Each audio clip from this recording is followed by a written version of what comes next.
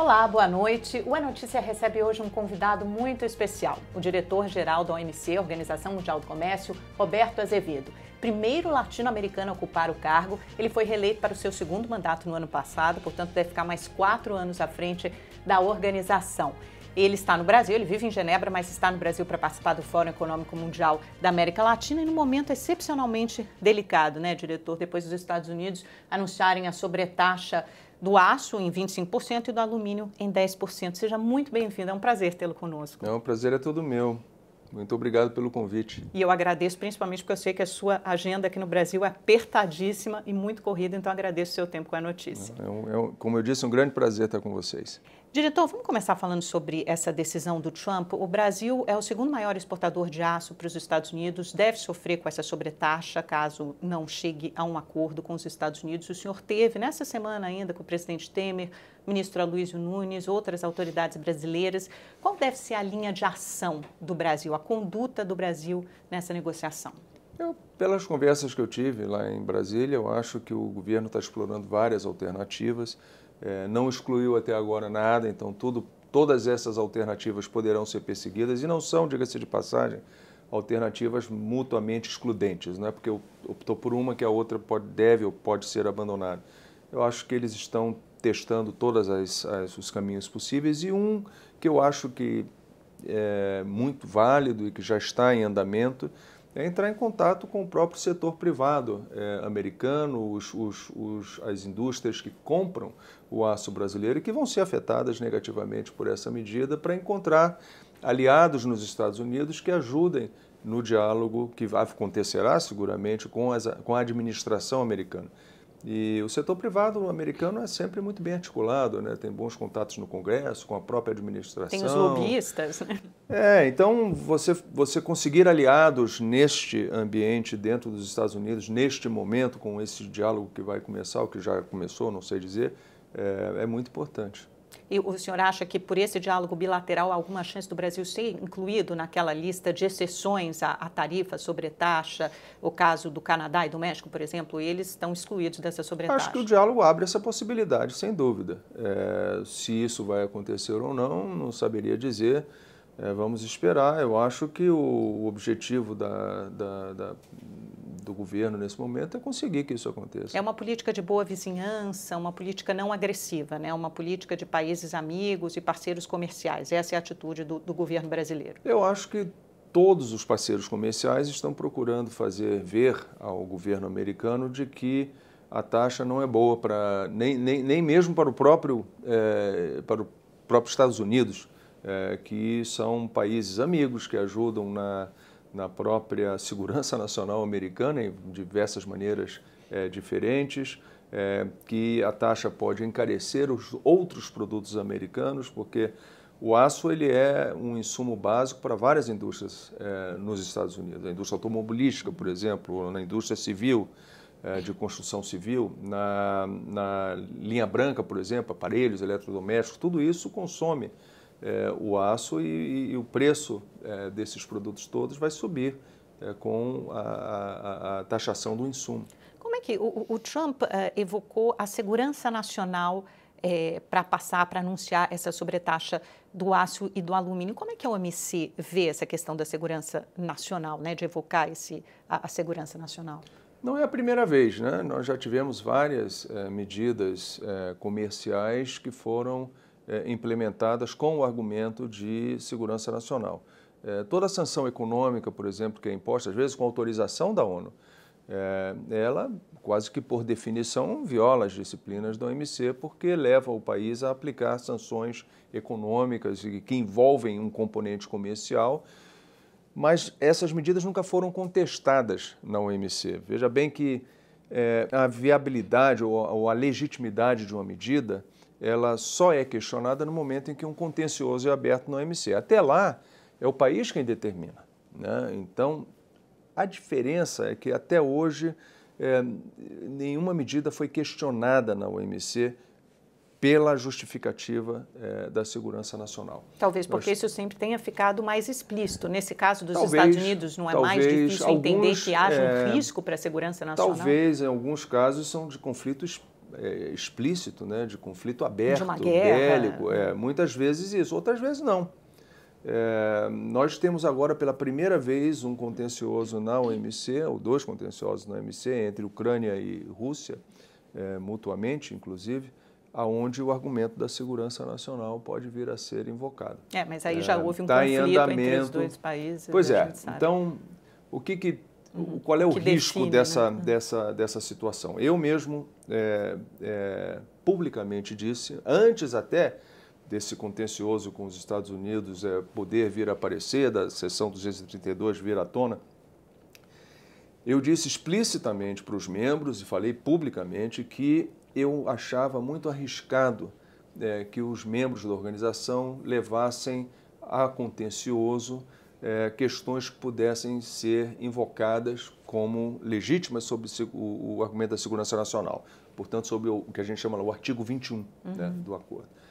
Por quê? Porque há riscos inerentes nesse procedimento. O primeiro risco, evidentemente, é de que não haverá implementação do resultado, porque quase sempre quando você adota uma medida restritiva com base em interesse nacional, elas são politicamente muito sensíveis, né? Então, não é de se supor que o país que está implementando aquela medida vai mudar de ideia simplesmente porque um painel da OMC achou que a medida não era consistente com as regras multilaterais. Porque politicamente, internamente, pode ser interessante para ele usar esse argumento, esse pretexto. Pode, mas é difícil você imaginar que vai ser o resultado de um painel na OMC que vai mudar a cabeça de um país que adotou uma medida, uma sanção econômica e comercial com base em segurança nacional. Então, e ainda mais quando esse país é os Estados Unidos, o senhor está dizendo o quê? Que se a OMC, por exemplo, chegar a uma decisão lá na frente que contraria os interesses dos Estados Unidos, eles podem eventualmente não seguir essa decisão da OMC? Como outros, isso pode acontecer, não tenho a menor dúvida. Então, essa é uma realidade que existe, né? Um problema é esse. E o outro problema é que também é arriscado você deixar ou pedir, ou esperar que um painel da OMC vá decidir o que é a segurança nacional de um país. O país já deve ter pensado muito antes de invocar a segurança nacional. Então, à luz dessas dificuldades, até sistêmicas, eu disse inicialmente, não façam isso, né? Tentem resolver essas situações de segurança nacional por meio de diálogo, por meio de conversa e de contatos políticos, não com a tentativa de uma arbitragem técnica na OMC. Mas a verdade é que, para os países, se não for alcançada uma solução amigável, como o presidente Temer disse nessa semana, eles vão recorrer à OMC com outros países. Ou não. Ou não, né? Senão, o que o presidente disse. Se não houver uma solução amigável, o Brasil pretende recorrer à OMC com outros países. O senhor já conversou com outros países? Há outros países que também têm o interesse em entrar na OMC com os Estados Unidos? Obviamente, se a primeira alternativa, que é o diálogo bilateral, não prosperar? Eu tenho falado com quase todos, né? Eu acho que, nesse momento, nenhum deles tem, assim como no caso brasileiro, nenhum deles tem já a posição formada sobre o que eles vão fazer. Houve, sim, manifestações políticas de alguns países dizendo que se a medida americana fosse implementada da maneira como ela foi anunciada originalmente, que eles iam retaliar. Que foi o caso da União Europeia, né? A primeira reação foi uma reação mais agressiva de retaliação. O Canadá também respondeu dessa forma, outros também. Isso foi muito inequívoco. A questão de vou levar no OMC, vou questionar no OMC ou não houve nenhum que dissesse isso de maneira muito explícita até esse momento, até talvez levando em consideração esses riscos que eu acabei de comentar. Então, o senhor está dizendo que esse não é o melhor caminho. O senhor acha que a OMC não é o melhor caminho para resolver a situação com os Estados Unidos? Qualquer situação em que seja invocado o argumento da segurança nacional, eu acho que não é uma decisão técnica da OMC que vai resolver esse problema. A resolução desse problema será política. O problema é político e tem que ser tratado de forma política. Não vai ser uma decisão jurídica de um painel ou do órgão de apelação da OMC que vai resolver esse problema. Seria ótimo se o mundo fosse assim. Não é a realidade. A realidade é que esses temas, em geral, têm uma sensibilidade política extraordinária e precisa de tratamento político. O senhor está dizendo que, nesse caso, principalmente para tratar com uma administração como a do presidente Trump, unilateral e protecionista, a OMC pode não ser o órgão ou o caminho adequado para lidar com É uma essa alternativa, administração? não é a única. Não é a única. Eu tenho dito... E nem, talvez não a mais eficaz. Claramente, né? que o caminho prioritário é do diálogo. É encontrar uma solução. É sentar e ver se tem maneiras de encontrar uma solução que seja razoável para os dois lados. Isso já aconteceu no passado. Vocês talvez se recordem, nos anos 80, nós tivemos problemas semelhantes. Na época era o Japão que estava crescendo muito rapidamente. Teve a questão dos automóveis, uma quase inundação de automóveis japoneses no mercado americano, e aquilo levou a situação muito delicada, e foi o diálogo que levou a esses resultados, porque num determinado momento havia mesmo o risco de uma guerra comercial muito, muito forte, muito acentuada naquele momento. E terminou até sendo criada a OMC, logo depois daquele período, para evitar que esse tipo de situação de escalada acontecesse. Mas, exatamente, numa situação tão delicada, se a OMC não pode ser o principal fórum de debate ou de recurso desses países, não há o risco de tornar a OMC mais irrelevante nesse contexto que a gente vive atualmente, da escalada do protecionismo e do isolacionismo, de que países ergam barreiras? É importante que as pessoas tenham presente de que a OMC não é só solução de controvérsias. Tem vários órgãos e várias maneiras de você tratar desse assunto na OMC que não seja necessariamente a arbitragem. Há órgãos que se sentam lá, que estudam medidas comerciais, há lugares onde, dentro da OMC, consultas acontecem, os países se sentam, conversam, discutem, encontram soluções. Quer dizer, ela pode auxiliar os países nas medidas. Facilitar as conversas, facilitar o diálogo, muita coisa pode ser feita. E uma coisa que nós não falamos ainda é o que está causando isso tudo. Na verdade, uma boa parte dessa discussão, tudo isso que nós estamos vivendo, é porque há uma sobreoferta de aço no mercado mundial. E isso é provocado pela China, porque aí vários países acusam a China de dumping, né, de práticas comerciais desleais. Inclusive, na própria política comercial americana, o documento enfatiza isso, de que há países da OMC que não respeitam as regras do sistema. Olha, apontar o dedo para outros acontece lá na OMC o tempo inteiro. A China, claramente, é um país onde os outros acreditam que existe um problema. Se é a única, se há outros, é uma discussão que precisa ser feita. Mas o senhor acredita? O senhor vê esse problema? Eu não tenho conhecimento técnico suficiente para dizer. Claramente, a China hoje produz mais aço do que todos os outros países juntos. Né? A China produz mais do que a metade da produção mundial de aço. Consome 45%, mais ou menos. Então, claramente, a China tem que ser um participante dessa conversa, não resta a menor dúvida disso. O argumento que se coloca é de que governos participam estimulando a produção, subsidiando a produção, e que isso leva a distorções no equilíbrio de oferta e demanda, né? Essa discussão está acontecendo no Foro Global do Aço, na OCDE, que é um foro especializado em aço, por isso que essa conversa está acontecendo ali, né? E pode ser que esse tipo de conversa também leve a algum tipo de solução e ajude a se encontrar um equilíbrio que seja politicamente aceitável para todos. Mas o senhor está dizendo que, então, essa medida do Trump não é completamente equivocada? Ela tem uma razão de ser? Ela tem uma razão de ser, não tem a menor dúvida. Não é nova também, né? Essa razão de ser já vem sendo discutida há muito tempo, inclusive no âmbito do G20. Esse foro global do aço não foi criado por acaso, porque há uma situação que precisa ser tratada. Como você resolve isso, se a medida norte-americana é a melhor medida, é dessa forma que se deve tratar o problema ou não, essa é outra discussão. Mas que o problema é real e existe, não tem a menor dúvida. Há risco de uma guerra comercial? Acho que sempre. Desde 2008 até, quando a crise financeira internacional ficou evidente, né? Subiu muito o nível de pressões para adotar medidas protecionistas no mundo inteiro, né? Se fala do Buy America, mas teve Buy vários países aí. Foram medidas que foram anunciadas.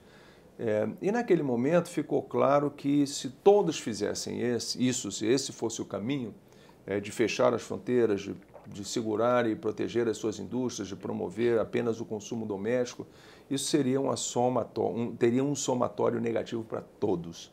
Então, houve uma decisão conjunta, e o G20 foi criado para isso, né? Para tentar evitar esse tipo de ação destrutiva e criar uma coordenação entre os países que levasse ao estímulo da economia e não a um estímulo recessivo, né? Então, essas pressões já vêm acontecendo há bastante tempo. Eu acho que com o governo atual norte-americano, essas pressões subiram ainda mais porque elas estiveram muito presentes no debate eleitoral, né?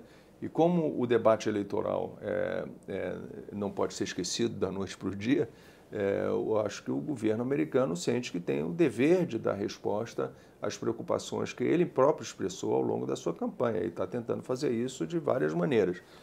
Não são sempre maneiras ortodoxas e, portanto, cria ondas esse ambiente de animosidade. Né? E essas coisas precisam ser melhor digeridas, né, pela comunidade internacional.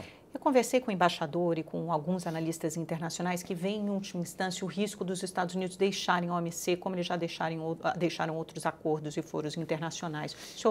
O que o senhor acha dessa possibilidade? O senhor vê esse risco também? Não tenho nenhuma indicação de que isso possa acontecer.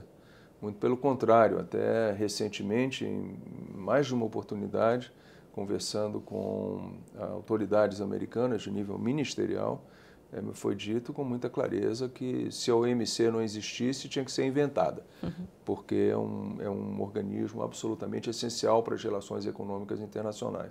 O que eles dizem é que, embora a OMC seja tão necessária como ela é, efetivamente, ela precisa ser atualizada a determinadas coisas que estão acontecendo no mundo atual, que a OMC não foi feita para isso e que precisa, portanto, ser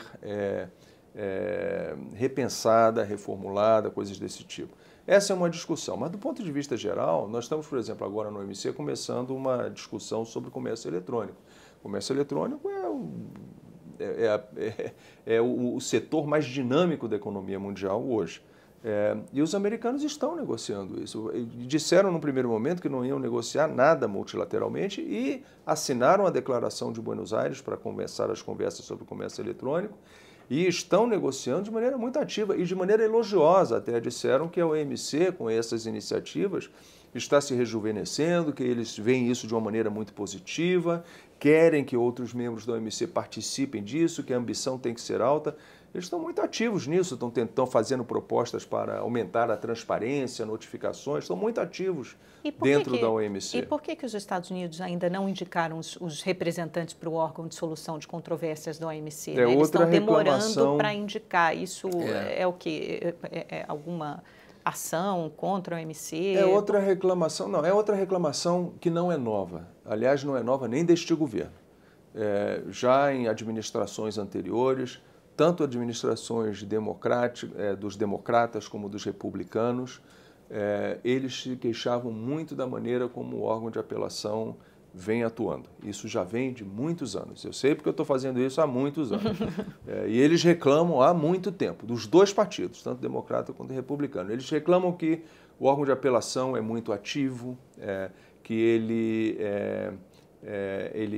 está assumindo uma função legislativa, criando jurisprudência, e que isso não foi o objetivo da criação do órgão de apelação. Aquilo era para ser um tribunal arbitral e não uma corte de justiça. Para solucionar as controvérsias entre os países e impor sanções comerciais. Exatamente, mas quando pontuais, e não criar jurisprudência ou até legislar quando existe o vácuo jurídico, vamos dizer assim. Essa é uma reclamação deles, eu não estou dizendo que isso está certo ou que está errado, é a opinião deles. Outros países, até alguns concordam com isso, outros discordam disso. Mas é uma reclamação antiga. Agora, com este governo, eles escalaram um pouco isso e disseram que eles não vão nomear novos árbitros, então, portanto, estão saindo os membros do órgão de apelação, eles não estão repondo, enquanto a gente não encontrar uma solução para esse problema identificado anteriormente. Então, é uma questão pontual também. Agora, diretor, o senhor mesmo falou na necessidade de atualizar a OMC, né? Na visão de vários analistas, a OMC vem se enfraquecendo, alguns até escreveram, quando o Trump anunciou a sobretaxa, eles anunciaram também a morte da OMC, porque a OMC estava morrendo. Mas o fato é que a OMC não consegue concluir a rodada de Doha, mesmo essa negociação do comércio eletrônico, teve a reunião em dezembro em Buenos Aires com poucos avanços substanciais, os acordos bilaterais e plurilaterais entre países acontecem à margem da OMC. O que o senhor vai fazer para atualizar a entidade no seu segundo mandato? Bom, aí só na sua pergunta tem uns 3 ou 4 erros de percepção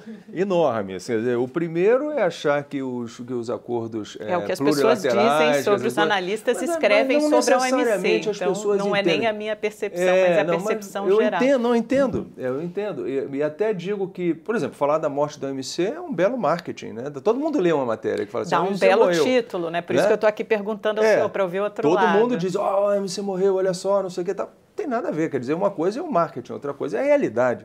A realidade é que a OMC nunca foi tão importante como é agora. É justamente nesses momentos de tensão e de crise, eu nunca recebi na OMC tanta manifestação de apoio. Líderes, presidentes indo lá visitar, conversando. Nunca tivemos tanta manifestação de solidariedade como agora, porque justamente o sistema internacional, o comércio internacional, a economia internacional precisa de um órgão como o OMC. Né? E graças a Deus ela está lá, porque se não estivesse, nós já estaríamos numa guerra comercial há vários anos. Mas com que reformas, né? com que atualizações? Né? O senhor usou esse termo, atualização. Pois é, aí vem a discussão entre os membros de o que um vê às vezes como um avanço, o outro vê como um retrocesso. Então, essa discussão é muito importante. Comércio eletrônico, por exemplo, que nós estávamos falando. Não se falava de comércio eletrônico. A OMC foi criada em 1995, o comércio eletrônico nem existia naquela época. Né? A rodada de Doha. A rodada de Doha começou em 2001, nós estamos 17 anos depois. Mudou muita coisa. Então não dá para imaginar que você vai pegar o que existia em 2001 e o programa de 2001 e que com isso você vai fechar uma rodada de negociações. Muita coisa mudou. Mas há chance ainda de atingir esse consenso, sendo que os países têm estágios de desenvolvimento tão diferentes, têm agendas e interesses completamente divergentes e na OMC você é um órgão multilateral, você precisa, né, da anuência, do aval. Decide por consenso. São 164 países. Dá para imaginar um consenso entre todos os membros? E essa eu acho que é a questão fundamental.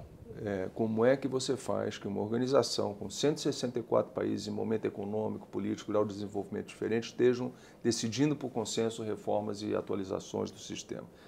O que eu tenho dito, pessoal, é que a solução para isso é flexibilidade. Nós fechamos em Bali, por exemplo, um acordo de facilitação do comércio, um mega acordo. As pessoas não falam, a OMC está morrendo, mas acabou de fechar um acordo que aumenta o comércio mundial em mais de $1 trilhão. Né? Acabou de negociar o final dos subsídios a exportações de produtos agrícolas, acabou de aumentar isenções para produtos de tecnologia da informação num comércio que cobre $1 trilhão e 300 bilhões.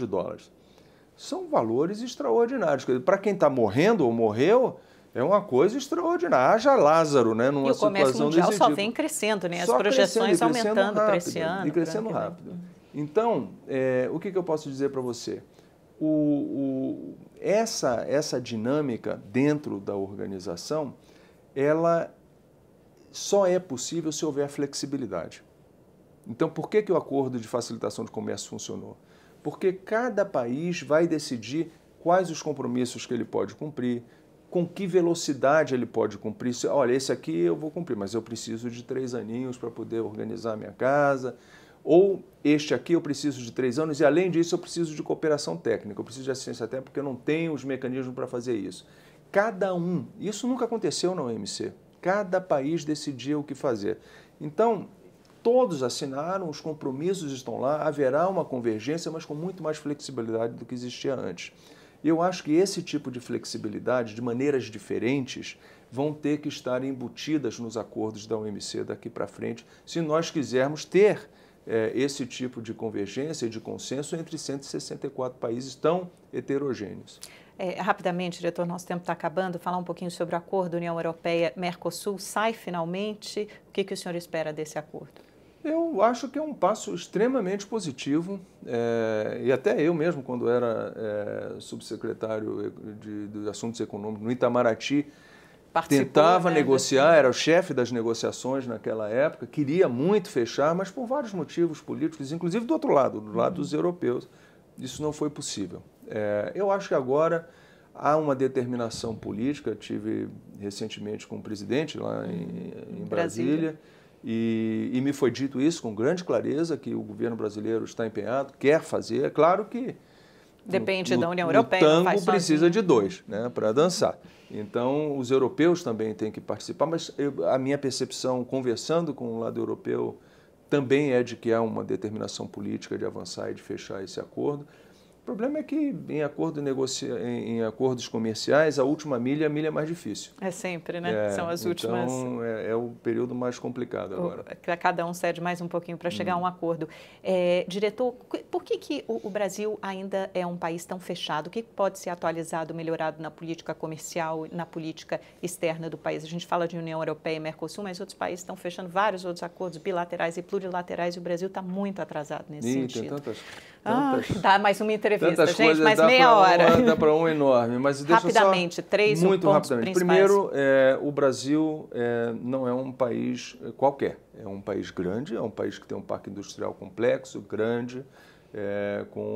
Portanto, é mais fácil para um país que tem um parque industrial pequenininho fechar um acordo de livre comércio, porque sabe aonde fechar, o que segurar, como proteger e tal. O Brasil é muito maior que isso. Então, uma negociação que abre completamente a sua economia é uma negociação complexa, terá impactos em vários setores de atividade econômica. Então, outra coisa é que nós estamos chegando aqui, passando por um processo de industrialização que teve uma natureza muito fechada durante certos períodos, como o período da substituição das importações. Agora tem um conteúdo local, né? Conteúdo local, coisas desse tipo. Então, há uma certa cultura e hábito de trabalhar com a proteção do mercado interno, que é um mercado grande. País que tem mercado interno pequeno não faz a opção de fechar a fronteira, porque não adianta, não vai ser o seu mercado. Então, ele tem que ser competitivo internacionalmente. O Brasil, o mercado interno em si, pode ser a prioridade do empresário. Mas essa necessidade de integração e de dar um salto de competitividade passa necessariamente por insumos mais baratos, abrir um pouco mais, esquecer esse negócio, nós temos que produzir tudo de A até Z. Vamos ter que priorizar, não o governo decidindo, mas o mercado vai dizer quais são as áreas que nós temos excelência, quais as áreas nós somos mais competitivos. Esse tipo de coisa não é fácil dar esse salto de competitividade. Se fosse, todo mundo já teria feito, né? É um processo que é demorado, mas a discussão está acontecendo. Eu acho que eu venho ao Brasil hoje e sinto muito mais vejo muito mais essa discussão. Como fazer isso? Como abrir de uma maneira competitiva, como abrir de uma maneira saudável e sustentável ao longo do tempo, de uma maneira que crie desenvolvimento, emprego, crescimento econômico e não destrua o país e sucateie o país.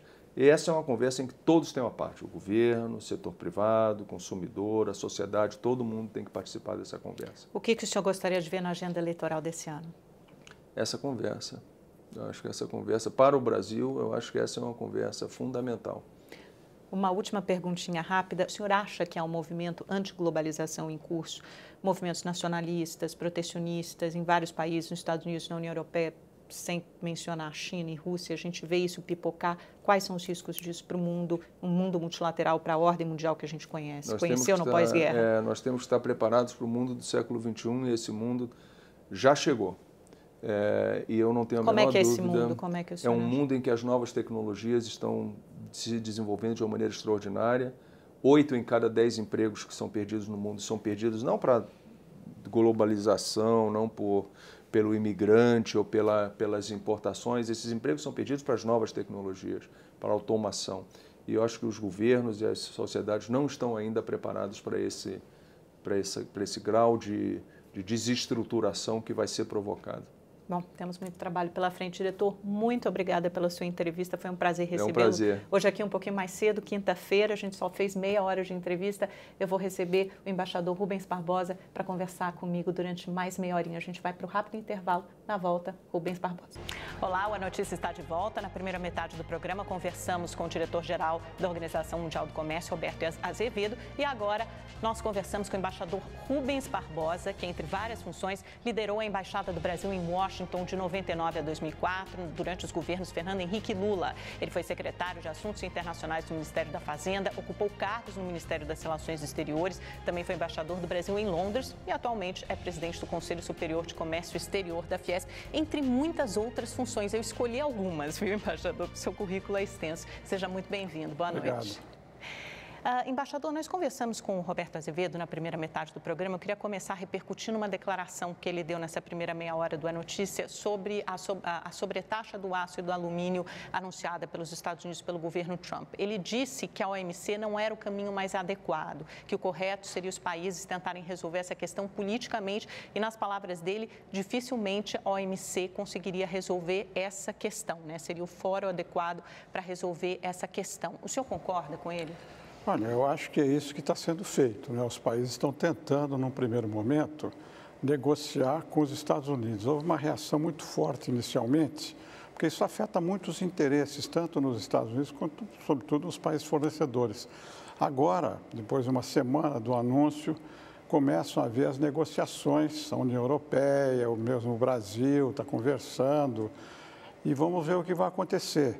Agora, eu acho que se não houver um entendimento satisfatório para todas as partes, eu acho que vai acabar havendo uma acomodação, porque é muito complexo, né? Além da União Europeia, você tem o Canadá, tem o México, que estão negociando com os Estados Unidos a mudança no NAFTA.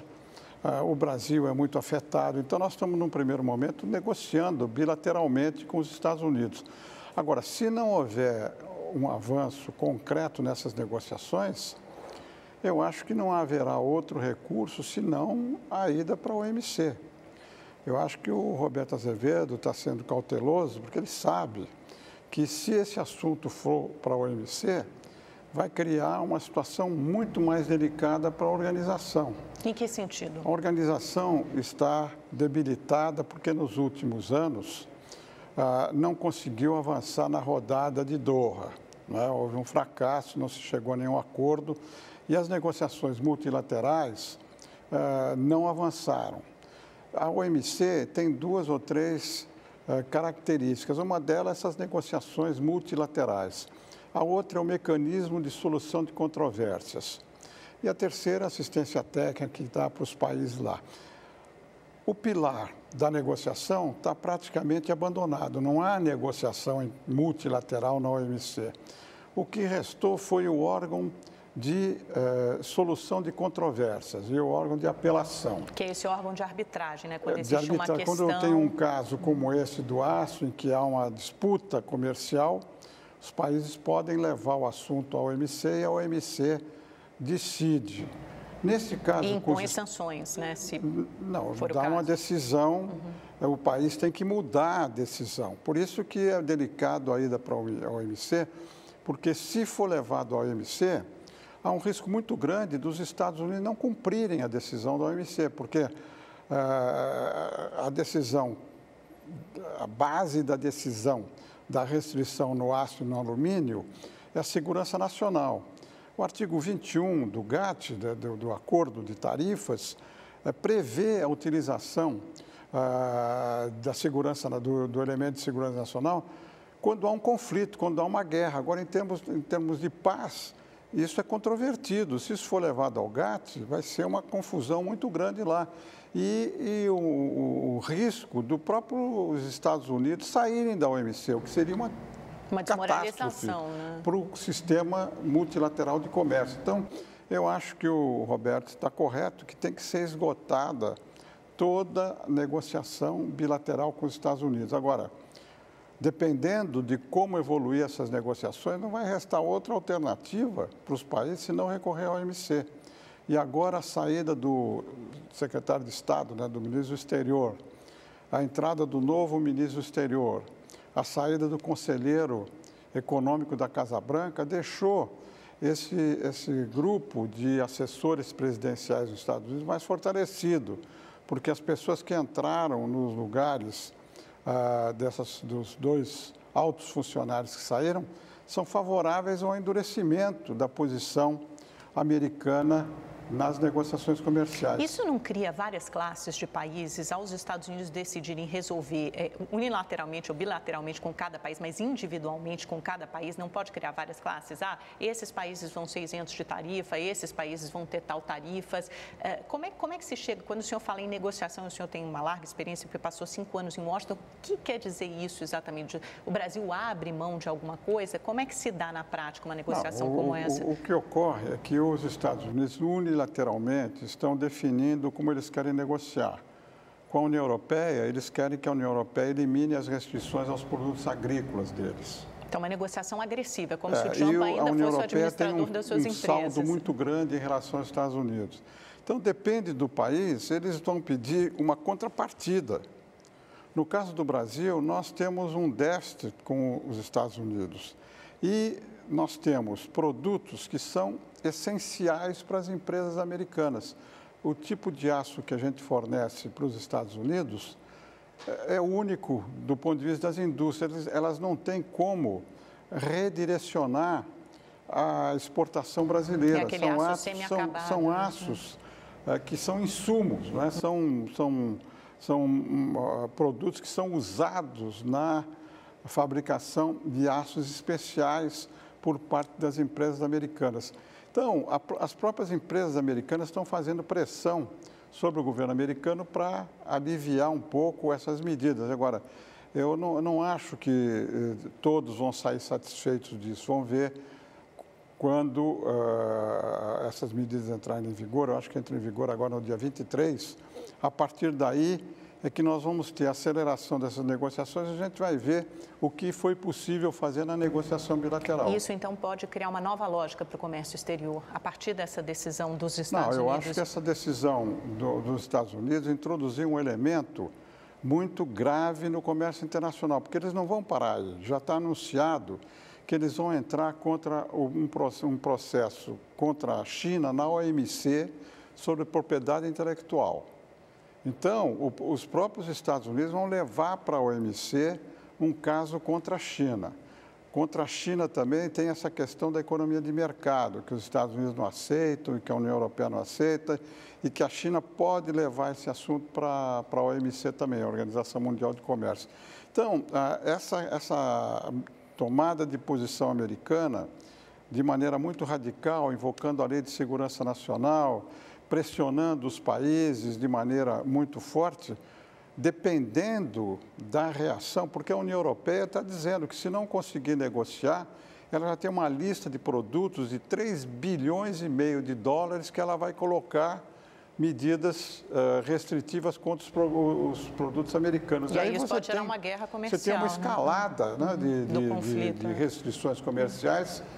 Eu não acho que vai chegar a uma guerra, porque a economia global está crescendo muito, acima de 3,5%, o comércio internacional está crescendo e não há interesse de ninguém de criar uma guerra comercial.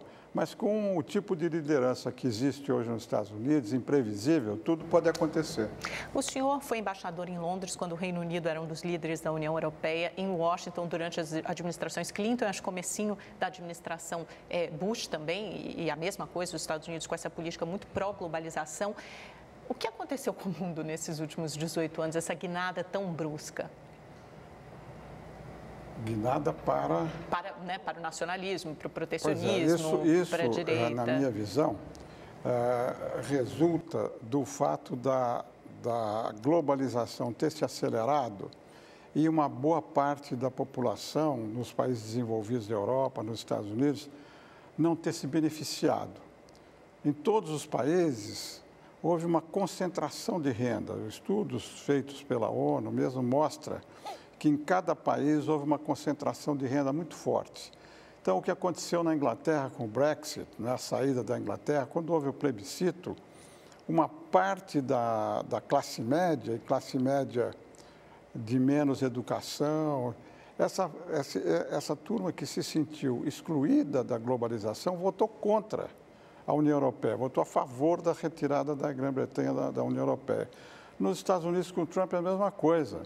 Os estudos mostram que o grande eleitorado do Trump é um eleitorado de classe média de pouca educação, que se sentiu marginalizado lá também. É interessante, porque a globalização tinha essa promessa de inclusão e de distribuição de riqueza e talvez não tenha sido capaz de entregar. E isso criou uma horda, uma massa de excluídos, de marginalizados. Eu acho que sim. Eu acho que a lógica desse sistema gerado pela interconexão financeira, comercial, tudo que está acontecendo, levou a essa revolta de uma boa faixa da população, que em muitos países é muito moderável, como nos Estados Unidos, como aqui no Brasil, em todo lugar houve esse sentimento de exclusão que se refletiu nas ações políticas internas de cada um dos países. À luz desses últimos acontecimentos, o que deve acontecer com os órgãos multilaterais que foram criados ainda no pós-guerra, né, pós-Segunda Guerra e depois no pós-Guerra Fria? Então, a gente tem a ONU, a OMC, o Banco Mundial, o FMI. Esses órgãos multilaterais têm perdido força, relevância, poder de arbitragem? Olha, hoje você tem uma crise do multilateralismo, né? Não é só a OMC que está sob pressão e que está sendo esvaziada. Nós estamos vendo as Nações Unidas, que é o órgão que trata da paz e da segurança mundial. Guerras estão pipocando por todo lado. Nós estamos há 7 anos na Síria, né? Teve a guerra do Iraque na Síria. E a ONU está sem capacidade de reação, porque esses órgãos foram criados logo depois da guerra, né? Em 45, 46, e eles perderam muita representatividade. A ONU, o Fundo Monetário, o Banco Mundial, todos eles passam por essa crise de representatividade. O caso da Organização Mundial de Comércio é diferente. A crise lá deriva do fato de que o grande número, 193, 194 países, não conseguiram chegar a um consenso. Lá na OMC, as decisões são tomadas por consenso. Imagina então, a dificuldade se você disso, tem a Venezuela, se você tem Cuba, se você tem 2 ou 3 países que ficam contra, não tem consenso, o que aconteceu foi que os países desenvolvidos resolveram fazer as suas próprias regras de comércio. Aí tem o acordo da Ásia, né, o TPP, você tem a União Europeia negociando com o Canadá, negociando com o Japão, com tudo Mercosul, isso fora da né? OMC. Agora com o Mercosul tem regras lá que não estão na OMC. Então, houve esse esvaziamento e que eu acho que é uma crise que está aí para ficar. Nós vamos ver o que vai acontecer nos próximos anos, mas esse esvaziamento é muito ruim. Países como o Brasil, que sempre defenderam o multilateralismo, jogaram, né, apostaram nisso, perderam a aposta. Hoje nós vamos ter que repensar isso tudo. É interessante, porque hoje vão ter que investir mais no que outros países vêm fazendo, que são esses acordos plurilaterais ou bilaterais. Por falar nisso, como é que fica o acordo Mercosul-União Europeia? Sai finalmente? Sai esse ano ainda? Qual a sua visão, embaixador? Olha, eu acho que há uma luz no fim do túnel, entendeu? Eu acho que depois de mais de 15 anos de negociação, há uma decisão política do lado da União Europeia e uma decisão política do lado do Mercosul de se avançar. Tanto que essa semana, né, desde sexta-feira, essa semana, está havendo em Assunção uma reunião entre os técnicos do Mercosul, dos 4 países do Mercosul, e no final dessa reunião vai ter uma reunião de ministros do Mercosul para coordenar uma posição conjunta nos principais pontos que estão pendentes. Nessas últimas rodadas, de dezembro até aqui, rodadas de negociação com a União Europeia, conseguiu-se avançar muito, alguns temas muito difíceis que estão pendentes ainda, mas, de qualquer maneira, houve avanços significativos. Que são o quê? Quais são essas pendências? Como? Essas pendências, Não, você tem a questão de bens, a questão agrícola, a questão das cotas, né, de certos produtos como carne, açúcar. Você tem a questão das regras de origem, com o drawback, que para nós é muito importante. A questão do setor automobilístico, a questão dos lácteos, e há algumas regras que ainda não foram completadas. Se avançou muito, mas ainda há temas espinhosos, temas difíceis, que estão hoje em exame lá em Assunção, para ver se a gente pode fazer uma posição conjunta dos países do Mercosul para, em algumas semanas, ter uma outra reunião dos ministros do Mercosul com os ministros da União Europeia para se chegar a um acordo, um pré-acordo, como eles chamam, um pré-acordo que anuncia a decisão política de se chegar a um acordo final e assinar um acordo até o fim do ano. Eu estou otimista com essas negociações. Mudando um pouquinho de assunto, embaixador, a gente estava falando sobre o multilateralismo e a ONU, a dificuldade de se chegar a algumas decisões. Como é que fica o papel de dois importantes países, né? Eu acho que até poderia acrescentar um terceiro, Estados Unidos, China e Rússia, nessa nova ordem mundial. A gente teve as eleições na Rússia, Putin eleito tranquilamente com uma larga margem, vantagem dos votos, o Xi Jinping também reeleito pelo Partido Comunista e agora com a possibilidade de renovar o seu mandato indefinidamente, e o Trump, que a gente já tinha mencionado nos Estados Unidos, acho que uma política claramente diferente de todos os presidentes anteriores. Olha, eu acho que a situação internacional, tanto na parte econômica quanto na parte política, está cada vez mais complexa e cada vez mais incerta. Eu acho que a incerteza, a insegurança é hoje a característica do cenário global, econômico e político. Eu acho que a política nacionalista americana, né, da American First, a política nacionalista na Rússia, a política nacionalista na China, está levando a essa situação toda de grande complexidade. Eu acho que não interessa a nenhum desses países que a situação saia do controle, mas nós vamos ver ainda uma escalada nessa confrontação, tanto política quanto econômica. A Rússia, agora com a eleição do Putin, o presidente forte e a Rússia forte. Quer dizer, ela vai continuar se afirmando. Ela hoje é um importante ator no Oriente Médio, coisa que ela não era. Ela é um ator hoje influente no cenário internacional. A Rússia recuperou o prestígio perdido, a força perdida. O Putin, outro dia, deu uma declaração que eles estão com as armas atômicas mais importantes, avançadas do mundo. A China, agora com essa liderança permanente, né, porque agora não há mais limite, o Xi Jinping é o novo imperador da China, né? Você tem, depois da última dinastia Qing da China, até 1912, você teve um interregno, e aí quando chegou o Partido Comunista, criou uma nova dinastia, a dinastia do Partido Comunista, que começou com Mao, e agora termina com o Xi Jinping, que vai ficar por um período ilimitado. Ele não é que ele vai ser reeleito, ele não será reeleito porque não tem período mais, acabou a reeleição da Constituição. E você tem uma incerteza muito grande pela imprevisibilidade da posição do presidente Trump, que as coisas estão caminhando para uma possibilidade concreta de reeleição dele. Então, teremos mais 4 anos, 5 anos com essa situação complicada, com 3 líderes fortes, nacionalistas, que defendem, em primeiro lugar, os seus países e com uma posição global hoje muito importante. Quer dizer, em termos de geopolítica, esse cenário que nós temos hoje talvez seja dos mais complicados, porque você não tem mais uma polarização como na Guerra Fria. Você tem vários polos de poder.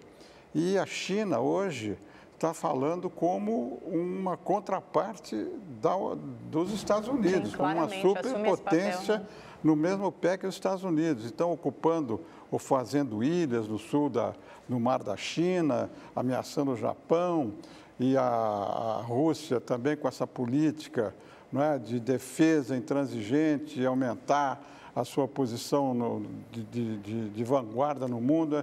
É um cenário muito complicado. E é interessante como um líder reforça o outro, né? A presença de uma China e de uma Rússia fortes reforçam a presença de um Trump nos Estados Unidos, que também é tido como essa pessoa mais beligerante, com uma política externa mais agressiva, né?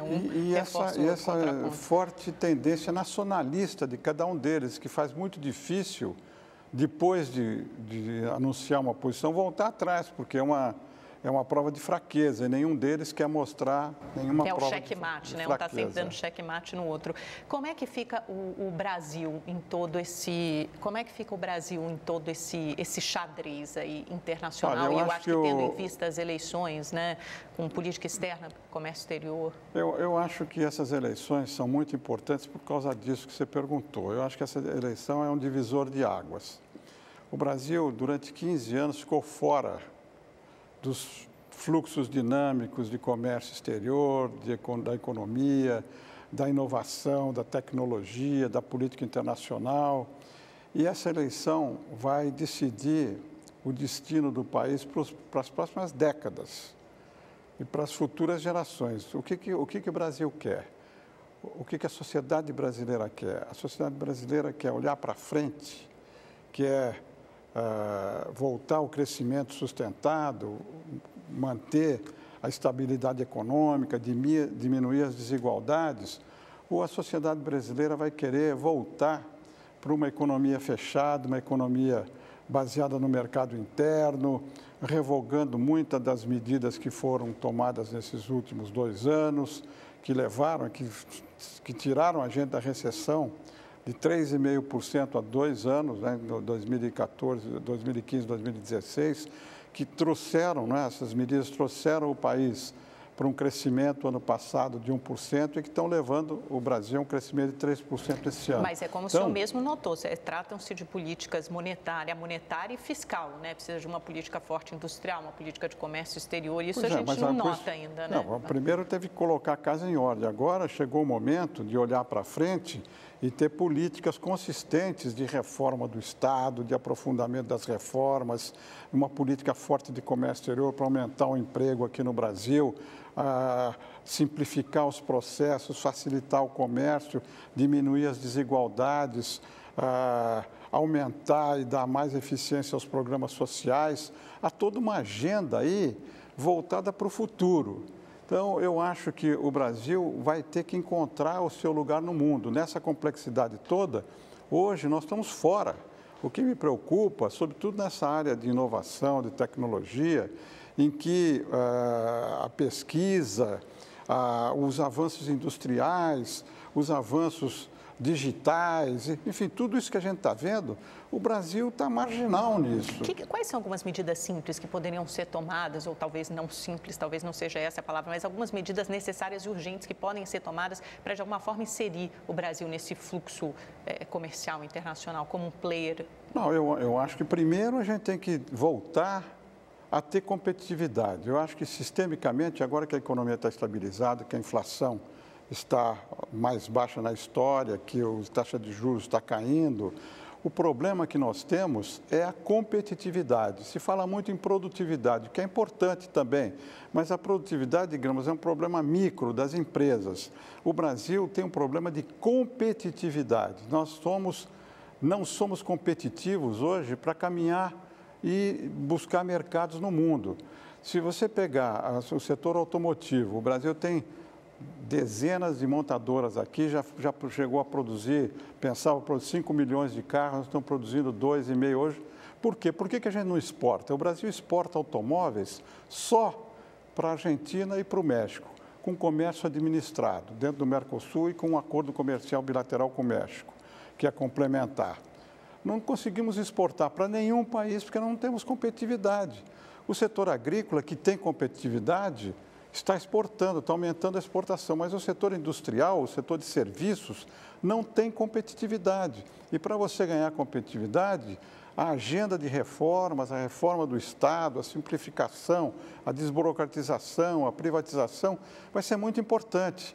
Do outro lado, você tem que ter uma posição firme aqui na América Latina. O Brasil tem que liderar as medidas para ampliar a nossa posição nessa região.